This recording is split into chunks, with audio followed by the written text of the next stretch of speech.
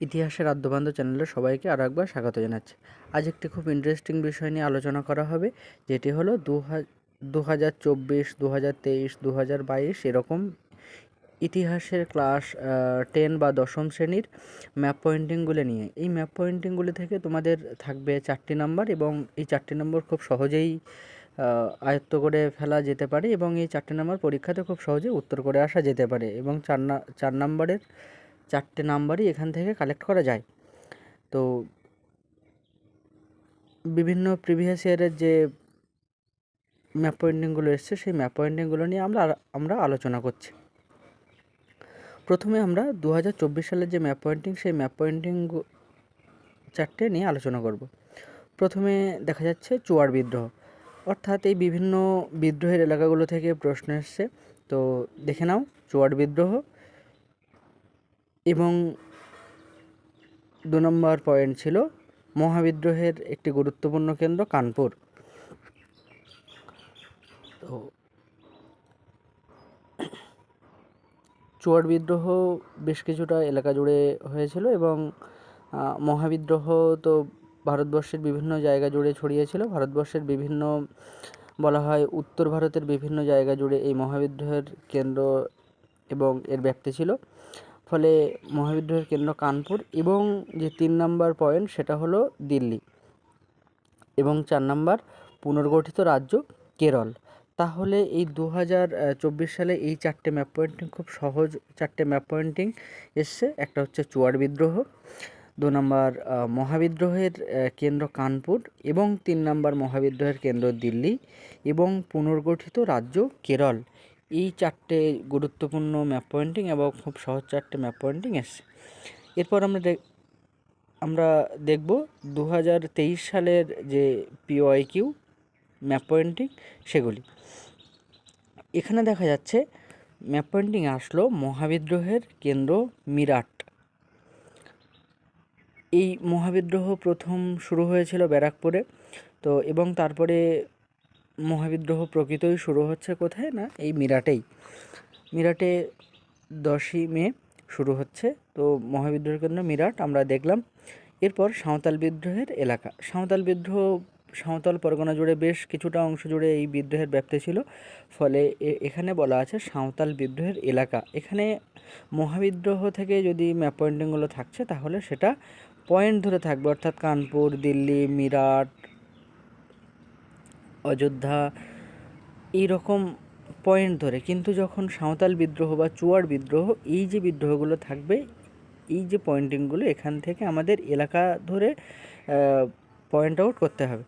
3 নম্বর যে map pointing 2023 সালে, সেটা হলো ওয়াহাবি আন্দোলনের কেন্দ্র বারাসাত, এবং 4 নম্বর যে পয়েন্ট সেটা হলো দেশীয় রাজ্য হায়দ্রাবাদ। তাহলে এর আগে আমরা দেখলাম যে পুনর্গঠিত রাজ্য কেরল 2024 সালের ম্যাপ পয়েন্টিংয়ে। এবার এখানে দেশীয় রাজ্য হায়দ্রাবাদ।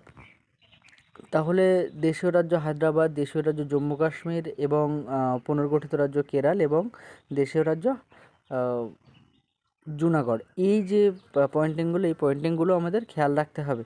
তো আমরা এখানে দেখে নিলাম 2023 সালের 4টে পয়েন্ট: মিরাট, সাঁওতাল বিদ্রোহের এলাকা, ওয়াহাবি আন্দোলনের কেন্দ্র বারাসাত, এবং দেশীয় রাজ্য হায়দ্রাবাদ।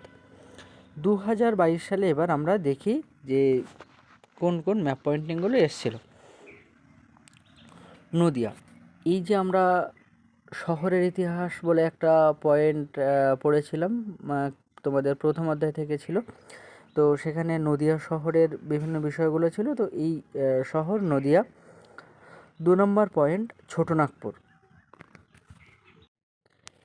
বিভিন্ন উপজাতি বিদ্রোহগুলো এই ছোটনাগপুরের এলাকা থেকে হয়েছে, ফলে এখানে পয়েন্ট আউট করা হয়েছে ছোটনাগপুর। দিল্লি, আবারও একবার 3 নম্বর পয়েন্ট দিল্লি 2022 সালের, এবং 4 নম্বর পয়েন্ট কানপুর। তো আবারও একবার মহাবিদ্রোহের কেন্দ্র দিল্লি, এবং আমরা পেলাম মহাবিদ্রোহের কেন্দ্র কানপুর।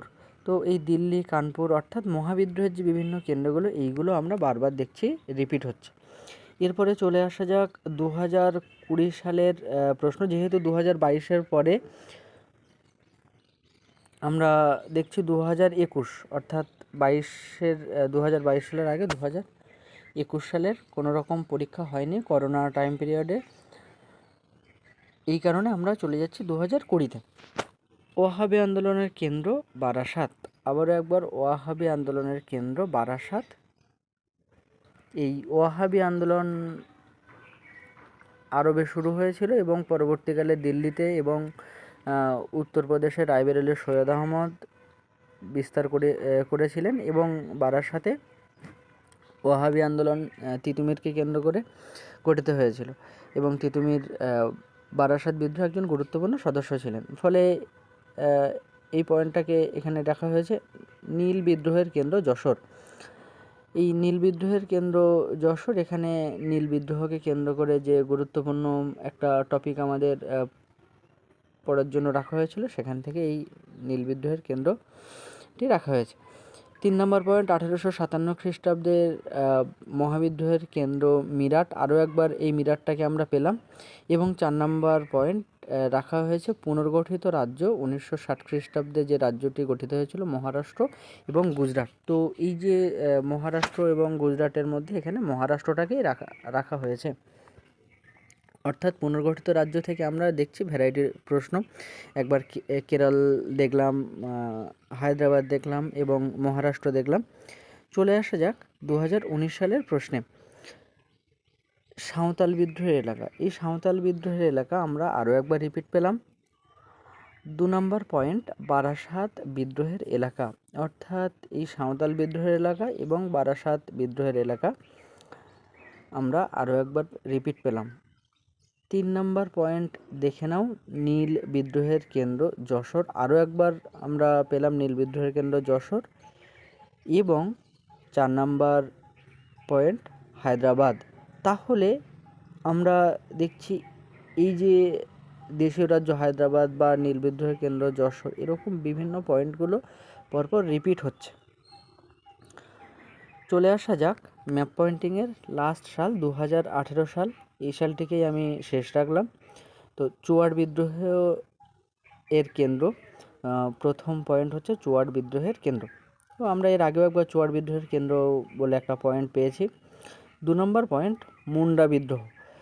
তাহলে এই বিভিন্ন বিদ্রোহগুলো থেকে গুরুত্বপূর্ণ পয়েন্টগুলো আসছে এবং দেশীয় রাজ্য থেকেও এই পয়েন্টগুলো আসছে। এরপরে 3 নম্বর পয়েন্ট দেখে নেওয়া যাক, 1857 খ্রিস্টাব্দের মহাবিদ্রোহের কেন্দ্র ঝাঁসি। তাহলে মহাবিদ্রোহের কেন্দ্র একটু আগে আমরা আলোচনা করছিলাম যে ব্যারাকপুর, মিরাট, কানপুর, তার সাথে এবার অ্যাড করা হলো ঝাঁসি। এবং 4 নম্বর পয়েন্ট যেটা দেশীয় রাজ্য জুনাগড়। তাহলে এই যে ম্যাপ পয়েন্টিংগুলো, এই ম্যাপ পয়েন্টিংগুলো থেকেও আমরা পরবর্তীকালে বা পরের বছর বিভিন্ন প্রশ্ন বা বিভিন্ন পয়েন্টিং আমরা পাবো। তার সাথে সাথে আমাদের এই বিদ্রোহগুলো সম্পর্কে ডিটেলসে পড়ে রাখতে হবে, কারণ এখান থেকে আমাদের 4 মার্কের প্রশ্ন, সাথে কোনো কোনো বছর 8 মার্কের প্রশ্নটিও আসে এখান থেকে, কিন্তু বেশিরভাগ সময় 4 মার্কের প্রশ্ন হিসেবে এই জায়গাগুলো থেকে আসছে।